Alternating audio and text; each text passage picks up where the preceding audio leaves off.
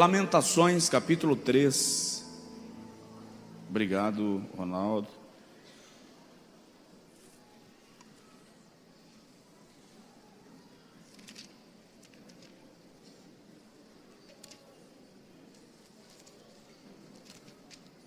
Versículo de número 22 e 23. Quantos encontraram e podem dizer amém? As misericórdias do Senhor são a causa de não sermos consumidos, porque as suas misericórdias não têm fim. Novas são cada manhã, grande é a tua fidelidade. As misericórdias do Senhor são a causa de não sermos consumidos, porque as suas misericórdias não têm fim, são novas. Algumas versões dizem renovam-se cada manhã. Diga comigo, Senhor, fala comigo. Amém. Muitas vezes nós nos perguntamos sobre o amor de Deus por nós, sobretudo quando estamos em momentos de agonia, de angústia, de pressão. A gente questiona: será que Deus me ama? Será que Deus se importa? Será que o Senhor está vendo tudo isto? Eu quero falar nesta noite, e não vou tomar muito tempo, sobre as misericórdias do Senhor. Gosto muito desse texto. Na verdade, o livro das Lamentações de Jeremias é um livro que deveria ser meditado, visto e contemplado pela igreja, porque na verdade é um salmo, e é um salmo de lamento.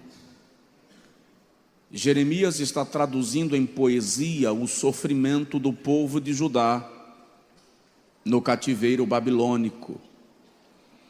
Está expressando tanto a desesperança daquele povo ante o cativeiro, quanto a esperança de alguns de que haveria restauração e novo tempo. Nesse texto, no versículo de número 29, ele diz: eu ponho a minha boca no pó, talvez ainda haja esperança.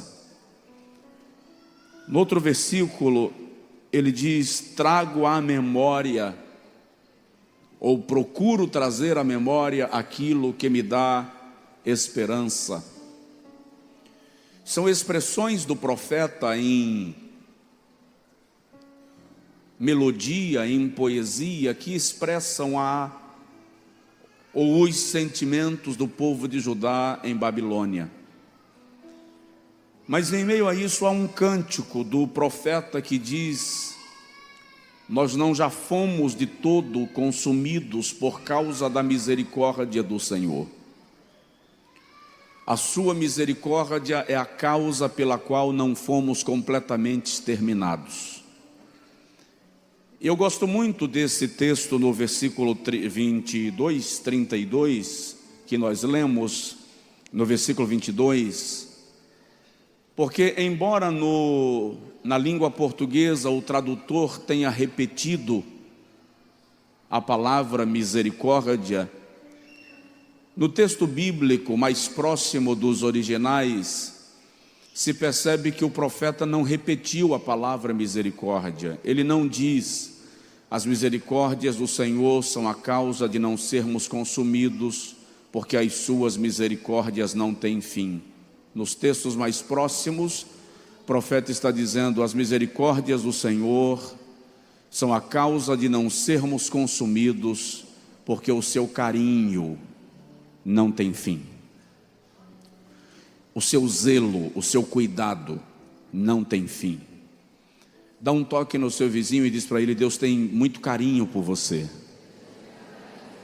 Deus tem muito carinho por você. E dentro desse contexto da misericórdia, o profeta está dizendo que a misericórdia do Senhor está relacionada à sua fidelidade. As suas misericórdias são a causa de não sermos consumidos, elas se renovam a cada manhã, grande é a sua fidelidade. Fidelidade com relação a Deus é a característica daquele que é imutável, daquele que não muda de opinião por causa das circunstâncias. É a característica daquele que não muda a decisão por causa da falha humana, mesmo porque, preste atenção no que eu vou dizer porque é sério, nada que Deus faz por mim e por você está baseado no meu e no teu caráter, no meu e na tua fidelidade, na minha e na tua fidelidade. Tudo que Deus faz por nós está baseado na fidelidade dEle, no caráter dEle, nos atributos dEle, na grandeza dEle, na graça dEle, na misericórdia dEle.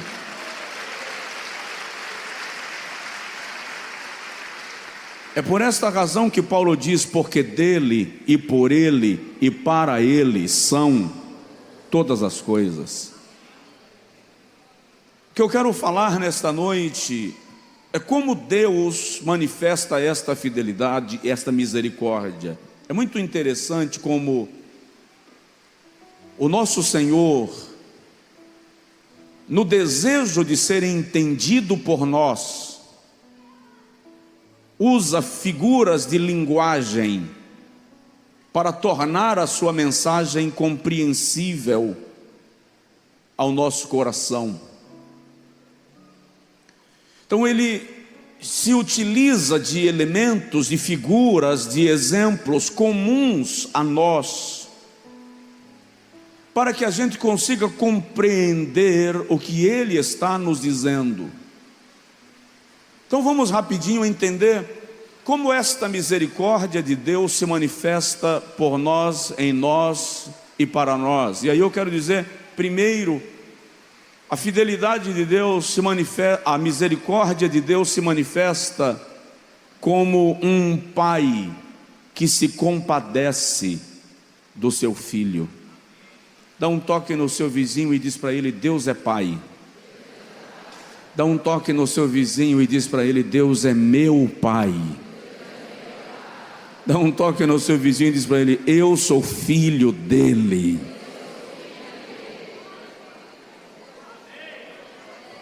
Não precisaria pregar mais se você tivesse entendido a grandeza dessa afirmação. O Senhor Jesus, quando os discípulos dizem para ele: Senhor, nos ensina a orar, ele diz: vocês orarão assim: Pai nosso, Abba Pai, Papai. Isto denuncia intimidade, relação pessoal. Quando Paulo escreve sobre esse assunto aos Romanos, no capítulo 8, versículo 14 a 18, Paulo diz assim: porque todos os que são guiados pelo Espírito de Deus, estes são filhos de Deus. Porque vós não recebestes espírito de escravidão para outra vez estardes em temor, mas espírito de adoção, pelo qual clamamos: Abba, Pai. E este mesmo Espírito testifica com o nosso espírito que nós somos filhos de Deus. E se filhos, logo herdeiros, herdeiros de Deus e co-herdeiros com Cristo, se é certo que com Ele padecemos, para que com Ele também sejamos glorificados. Como um pai, Ele se compadece de nós. No Salmo de número 86, versículo de número 15, o salmista diz: mas tu, Senhor, és um Deus cheio de compaixão e piedoso, sofredor e grande em benignidade e em verdade. E no Salmo 103, o salmista diz assim: bendize, ó minha alma, ao Senhor, e tudo que há em mim bendiga o seu santo nome. Bendize, ó minha alma, ao Senhor, e não te esqueça de nenhum dos seus benefícios. É Ele quem perdoa as tuas iniquidades e sara as tuas enfermidades. Lá no livro do profeta Malaquias, capítulo 3, versículo 17, quando o Senhor faz uma reclamação dos judeus que retornavam do cativeiro babilônico, e eles estavam se queixando, dizendo que não valia a pena servir a Deus, porque as nações ímpias prosperavam e eles estavam em pobreza. O Senhor usa o profeta e diz: eu estou vendo o que vocês estão falando acerca do me servir, e eu quero dizer a vocês que eu estou escrevendo isso em um memorial, e no dia que eu estiver com vocês, eu vou me lembrar do que vocês estão dizendo, e aqueles que permanecem fiéis a mim, eu pouparei, eu preservarei, eu trarei a mim como um pai que poupa seu filho que o serve. Aleluia. A misericórdia do Senhor se manifesta com paternidade. Então, como Pai, Ele se compadece de nós. Segundo lugar, a misericórdia de Deus se manifesta como maternidade. Deus também se apresenta como uma mãe, e nisto Ele está falando da sua capacidade de consolar e de confortar. Isaías 66, versículo 13, o Senhor diz assim: como alguém a quem consola sua mãe, assim eu vos consolarei e vocês serão consolados. O Senhor está dizendo: pode recorrer a mim, porque o sentimento que leva uma mãe a confortar o filho é o sentimento que me leva a ter vocês perto de mim e querê-los aconchegados ao meu colo. Para que nós compreendamos o tamanho da sua misericórdia, Ele diz: eu sou pai e me compadeço, eu sou mãe e consolo. Sabe o que é incrível? Quando o pai dá uma palmada no filho, para onde o filho vai? Para o colo da mãe. E quando a mãe porventura dá uma palmada no filho, para onde ele vai? Para o colo do pai. Então o Senhor diz: eu sou pai que se compadece, eu sou mãe que consola. Para todos os lados que você precisar de consolo, Deus está dizendo: o meu colo é para você, o meu carinho é para você, a minha misericórdia é para você. Aleluia.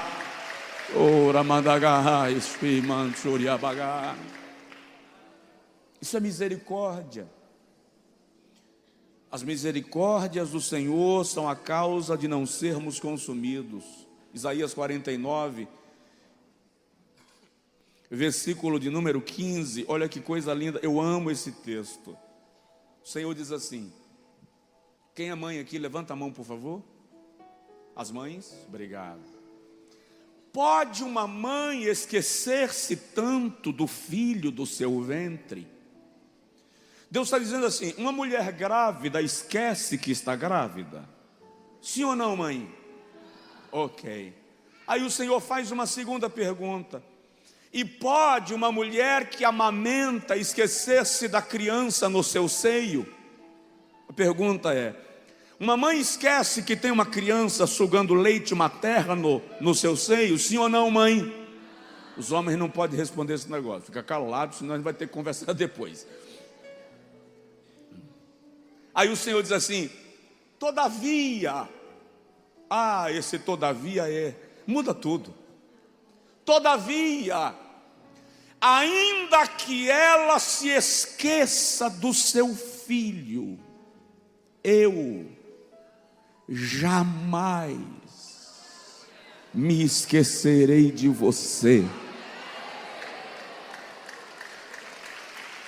Nas palmas das minhas mãos eu te gravei. e os teus dias estão todos contados, narrados diante de mim. O que ele está dizendo é: antes que te aconteça qualquer coisa, eu já sei que vai acontecer, porque a sua história está escrita na palma da minha mão. Então, quando você precisar vir chorar, eu já sei porque você está chorando. Quando você precisar de conforto, eu já sei porque você precisa de conforto, porque eu tenho a tua história gravada nas palmas da minha mão. E sabe o que é interessante? Estava lendo esses dias que está comprovado que a parte do seu corpo que você olha mais vezes ao longo do dia é a palma da sua mão. Ou seja, por que Deus te colocou nas palmas da mão? Porque diversas vezes durante o dia os seus olhos estão pesquisando tua história e acompanhando a tua biografia. O nome disso é misericórdia. Diz comigo: Deus tem misericórdia de mim. Terceiro, para nos fazer entender esta misericórdia, ele se apresenta como um pai que se compadece. Se apresenta como uma mãe que consola. Se apresenta como uma galinha que protege os seus pintalhinhos. Quem já morou na roça sabe que quando uma galinha está cheia de pintalhinhos em torno dela, se der uma pancada de chuva dessas, e não dá tempo correrem para se esconder, ela dá o sinal, abre as asas, e todos eles partem para debaixo dela. Ela fecha as asas e os acomoda, toma toda a chuva, e quando a chuva passa, que ela levanta, eles saem sequinhos, e ela está encharcada. Sabe o que isso significa? O diabo, ataques, adversidades, pressões da vida, todas as vezes que acontecem, aquele que habita no esconderijo do Altíssimo, à sombra do Onipotente, descansará.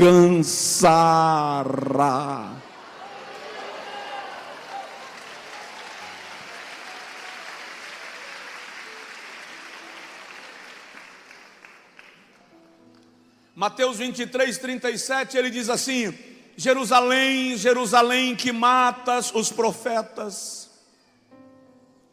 e apedrejas os que a ti são enviados, quantas vezes eu quis te ajuntar, como a galinha ajunta os seus pintalhinhos, e tu não o quisestes. Meu querido irmão, minha querida irmã, na misericórdia de Deus há a garantia de que você é protegido. Diz aí para o seu vizinho: você é protegido. Você é protegido. Ei, só a eternidade revelará quantas vezes o Senhor quebrou laços. Só a eternidade revelará quantos livramentos o Senhor nos deu. Só a eternidade nos revelará quantas vezes montaram contra a nossa vida e a mão do Senhor interveio e não permitiu o laço prevalecer. É por isso que o salmista diz: o laço quebrou e nós escapamos. Quarto lugar. Estou tentando ser rápido, eu não quero demorar muito. Eu prometi a mim que não ia pregar hoje. E os dois pregadores que eu pedi para pregar hoje me disseram que não queriam pregar hoje. Então, estou pregando sem qualquer pesar. Porque nada é mais glorioso do que compreender a misericórdia. Você precisa entender a misericórdia. Quando você entender a misericórdia, você vai parar de adorar um Deus carrasco e vai começar a servir a um Deus que te tira de um charco de lodo e firma os teus pés numa rocha. Eu não estou culpando os pregadores não, tá? Eu estou apenas lhe pontuando que Deus conhece a necessidade do seu povo e direciona a cada momento para atender o seu propósito, e isso também é misericórdia.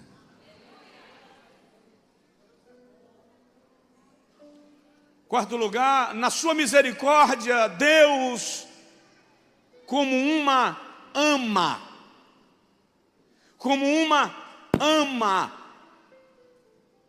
amamenta. Provoca o vizinho, fala com ele: o Senhor é quem te amamenta. Muito comum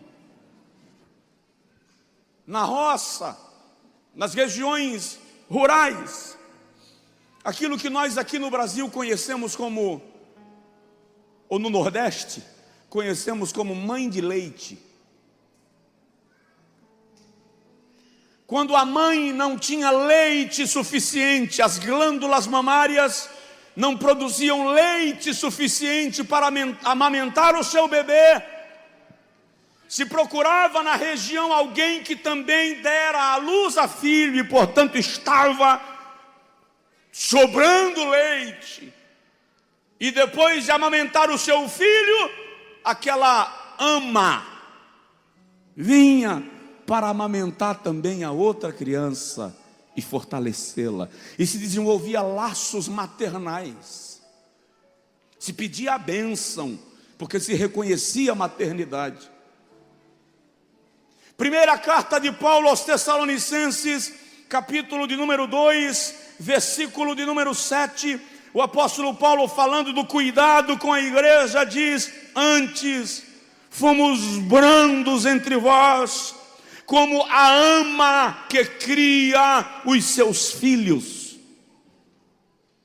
A ama passava a amar a criança como sua, como filha, como filho. O que o Senhor está dizendo aqui é que na nossa fome espiritual e ou emocional, Ele nos amamenta. Quantas vezes você esteve à beira da morte, desanimado, desiludido, deprimido, amargo?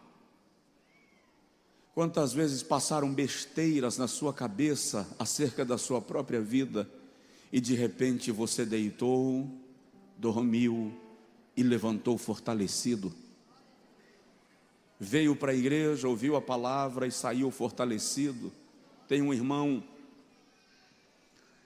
Eu estava saindo aqui do gabinete uma certa feita, já era de tarde, eu estava muito cansado, eu não havia almoçado ainda, eu acho que já eram umas 3 horas, e aqui debaixo da tenda, quando eu estava entrando no carro, ele chegou e falou comigo: eu preciso falar com o senhor. E quando eu ouvi, a situação dele era uma situação trágica, muito ruim, terrível. Ele estava vivendo uma situação com sabor de morte, com gosto de água de fossa. E ele disse que quando ele me contou a situação, ele falou a um dos nossos pastores. Eu disse para ele: vai para casa, come e dorme. Ele saiu daqui com mais raiva do pastor do que da pessoa que tinha ferido ele. Disse: como é que eu procuro o pastor numa situação dessa? Ele manda eu comer e dormir. Saiu revoltado, nervoso, não volto mais, esse cara não ama e tal. E chegou em casa, por alguma razão a fome bateu, ele sentou, fez um tira-tontura. Sabe o que é tira-tontura? É aquela comida que não foi planejada, não foi organizada, é só para não morrer. Camarada fez um tira-tontura, comeu, quando sentou no sofá, deu na fraqueza, desabou, apagou, dormiu até as tantas da noite, acordou no meio da noite com a fome virada, comeu de novo, deitou e dormiu até o outro dia de manhã, acordou de novo com fome, azoado, comendo até pedra com sal, terminou de comer, deitou de novo e dormiu. Quando levantou do terceiro sono, não estava com raiva do pastor, não estava com raiva da pessoa que lhe feriu, não estava mais pensando em suicídio. Por quê? Porque no tempo do repouso, presta atenção, você deita amargo, azedo, ruim, mal, mas quando você deita, o anjo do Senhor acampa-se ao redor dos que o temem e os livra. E aí o salmista diz que o Senhor trabalha pelos seus servos enquanto dormem. E o salmista diz: em paz me deitarei e dormirei, porque o Senhor me faz descansar em segurança. Deus é quem te fortalece. Está amamentando você, está fortalecendo você. Posso ir mais um pouquinho?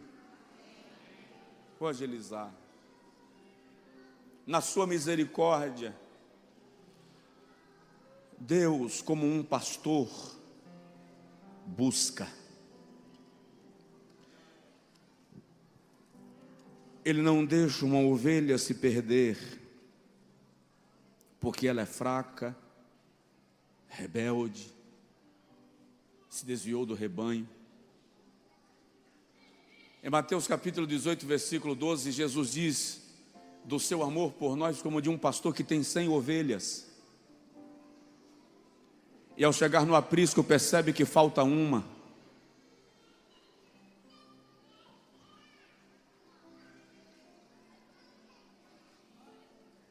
E ele deixa as 99 no aprisco. E sai para buscar a que se perdeu.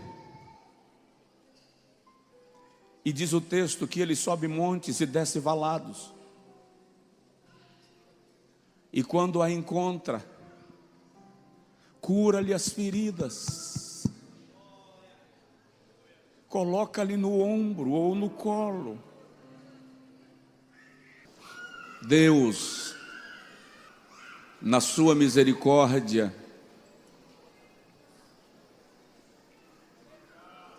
se porta como um pai que se compadece, como uma mãe que consola, como uma galinha que protege, como uma ama que amamenta, como um pastor que busca, como um ourives que refina. Para que servem as tribulações da vida? Porque Deus me permite passar por certas situações. Isto também é misericórdia. Ele está lapidando você, burilando você para aumentar o teu valor.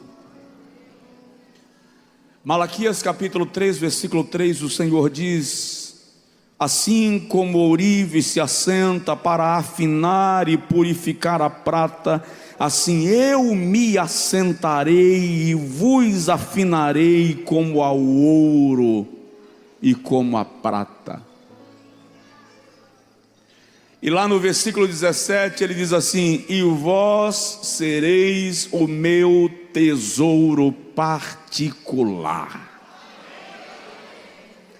Dá uma provocada no seu vizinho e diz para ele: você é o tesouro particular de Deus. 2 pessoas aceitaram a Jesus em casa, acompanhando o culto pela internet. Aleluia.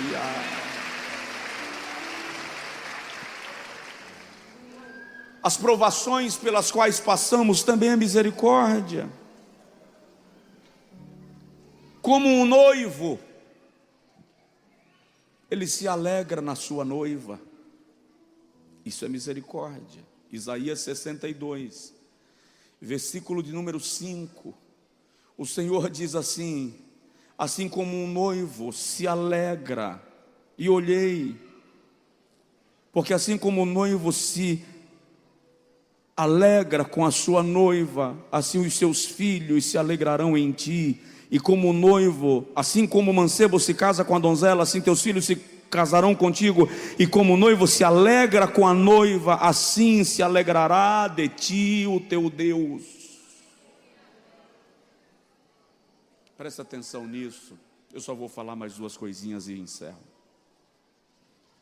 Deus se alegra em você. Não, pouca gente entendeu. Tem gente com cara de que comeu babosa. Deus se alegra em você.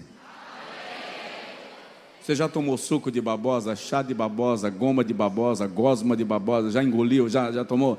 Com aquela colherada de babosa? Sabe que o negócio é... Tem gente... Eu estou falando da misericórdia de Deus e você está com cara de quem tomou sopa de babosa. Eu estou te dizendo que Deus se alegra em você.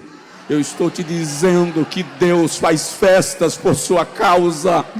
E a Bíblia diz que a alegria do Senhor é a nossa força.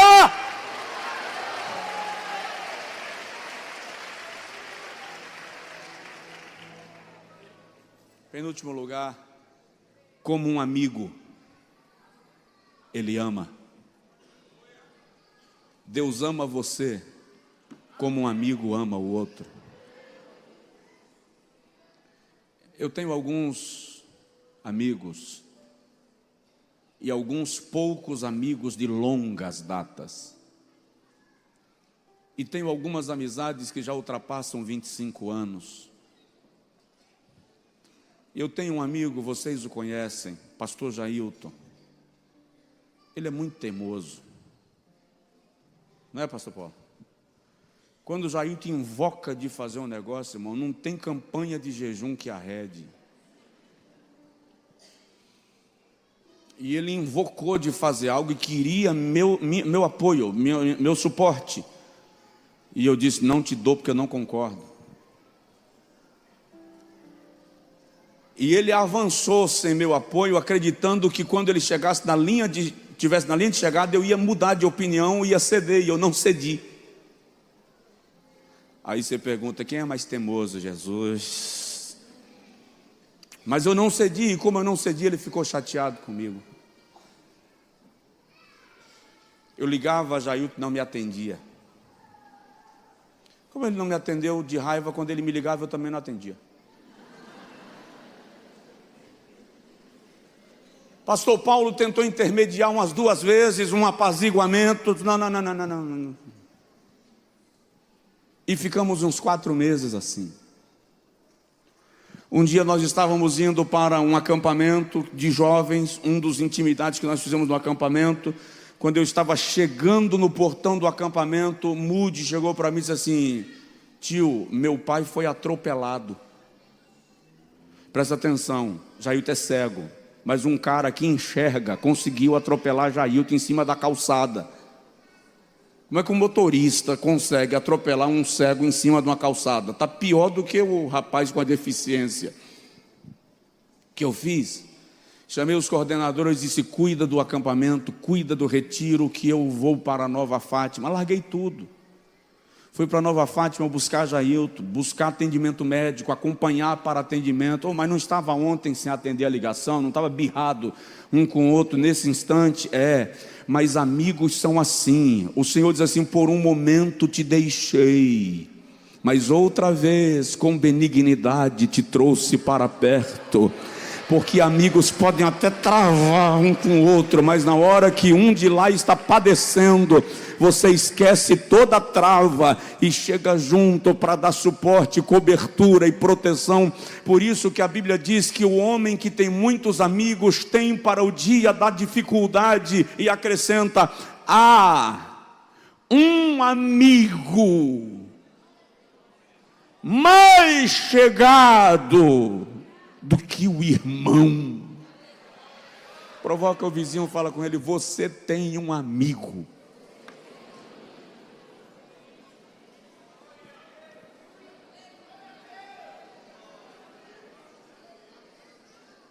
Deixa eu terminar dizendo para você que Deus, na sua misericórdia, nos guia como uma águia que ensina seu filhote a voar. Estou sentindo a presença de Deus. Deuteronômio 32:11 diz assim, porque assim como a águia adeja os seus filhotes para o ninho, assim o Senhor vos guiou no deserto. O escritor está falando no seu cântico de como a águia ensina seu filhote a voar e depois o traz de volta para o ninho. E as pesquisas dizem que o ninho de uma águia é feito de camadas de espinho, folha e algodão. E quando ela quer ensinar o filhote a voar, o ninho está muito confortável e ele não vai querer se arriscar nos ares deitado em algodão. Melhor ficar no algodão do que pular aí feito um doido. Então ele permanece lá, mas a águia chega e retira a camada de algodão e deixa só a camada de folhas. Então está confortável, mas não está macio, não está tão aconchegante. E os espinhos conseguem penetrar as folhas, e quando ele encosta, ele sente umas pinicadinhas e ele não consegue se acomodar.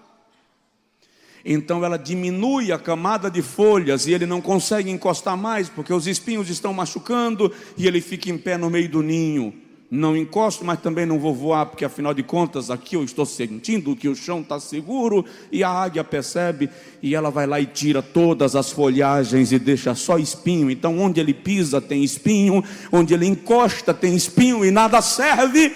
Aí a águia chega para ele e começa a expulsá-lo do ninho, a afugentá-lo do ninho. Em algumas cenas que eu já vi, as penas do pescoço da águia chega a levantar, como se ela estivesse irada com ele. E ele não vai, porque ele está com medo de pular. E ela pega ele no bico dela e joga ele penhasco abaixo. E ele despenca por entre nuvens. O ninho das águias está nos mais altos penhascos. E o filhote da águia despenca por entre nuvens, batendo as asas. Ele não sabe voar, está desesperado. E a águia está lá em cima, parada, sem fazer nada, apenas olhando o filhote cair. Quando ela percebe que ele não consegue voar ainda, uma águia com as asas abertas pode alcançar 2 metros de envergadura. É a única ave que consegue voar sem bater as asas. Ela apenas se projeta na direção do seu alvo. E pode alcançar até 300 quilômetros por hora as águias mais arrojadas. Então quando o filhote vai descendo e não consegue voar, e ele não está vendo socorro e vai arrebentar, a águia vem descendo ao encontro dele, e quando ele menos espera, ela passa embaixo dele e ele cai em cima dela. E ela encolhe um pouco as asas para ele não escorregar e volta para o ninho. Quando chega lá em cima, a águia esfrega o pescoço no filhote, bate as asas nele, como se dissesse: eu não quero matar você, eu só quero que você aprenda a voar. Ei, esta provação, esta luta, este momento, não é para matar.